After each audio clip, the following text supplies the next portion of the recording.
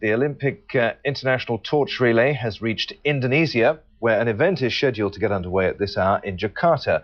Now, the ceremony has been shortened, downsized, and made an invitation-only event in order to reduce the likelihood of protests. Anti-China and pro-Tibet demonstrations have followed the torch on its global journey. For the latest on the dissent over China's policies in Tibet and today's torch ceremony, we're joined now live on the line from Jakarta by CNN's Dan Rivers. Dan.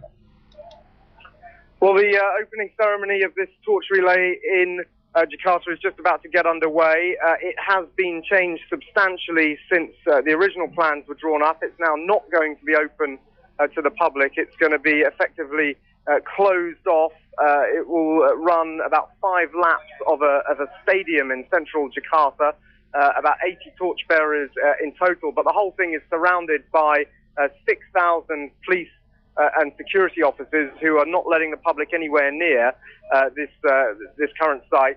There have been protests already this morning involving pro-Tibetan groups. Several people have been arrested.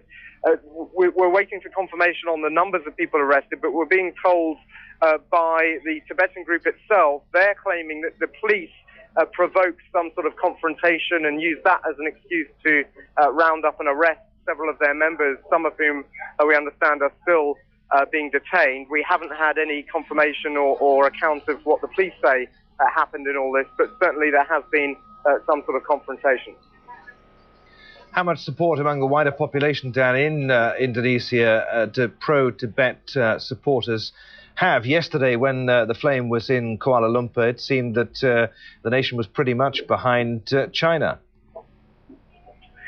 Yeah, that's right. I mean, certainly in Malaysia, it was very pro-Chinese. I mean, there was a degree of orchestration clearly going on, with lots of Chinese students having been equipped with flags. We spoke to some who admitted that the government had helped them with transport to get there. Some had come up from Singapore. Some were studying in Malaysia.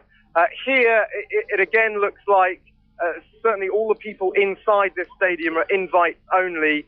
There's lots of Indonesian students, dance troupes, bands, that kind of thing, and also a fairly large number of people with Chinese flags as well.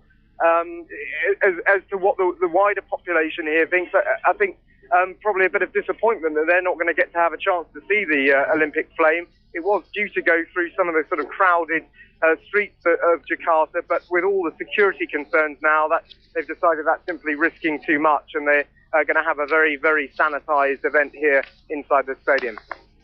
All right, Dan, many thanks indeed. Live pictures while Dan was talking there of demonstrations outside the stadium complex. It all looks pretty peaceful for the moment.